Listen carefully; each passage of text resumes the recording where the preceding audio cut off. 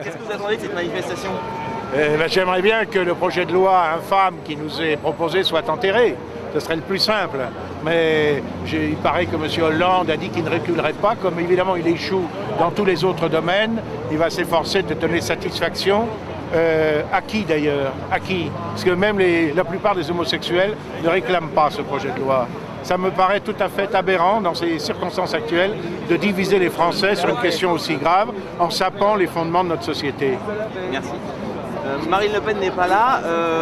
Est-ce que vous pouvez nous expliquer sa position? Je pense qu'elle en serait un meilleur exégète que moi, mais elle a estimé que d'une part, il fallait respecter la volonté des organisateurs de ne pas trop marquer cette manifestation qui transcende les clivages politiques avec un seul parti. Elle a estimé aussi que ce n'était pas forcément sa place en tant que présidente, mais dans ses communiqués, malgré tout, elle soutient de façon très claire ceux qui souhaitent participer à cette manifestation légitime. Et si vous voulez, je peux vous lire les quelques lignes qu'elle a écrites à ce sujet. Marine Le Pen soutient par conséquent les élus militants sympathisants du Front National qui entendent se joindre à cette manifestation.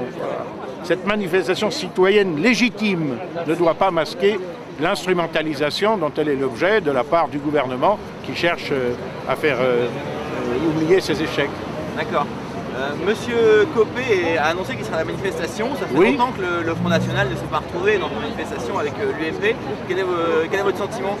Il y a des gens du Front National, il y a des gens de l'UMP, il y a des gens de gauche.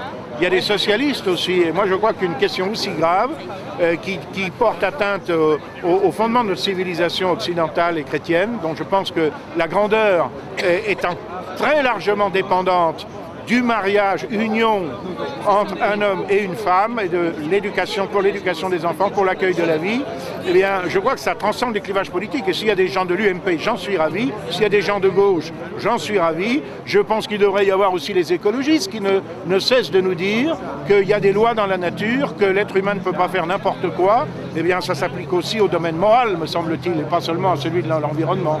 Merci.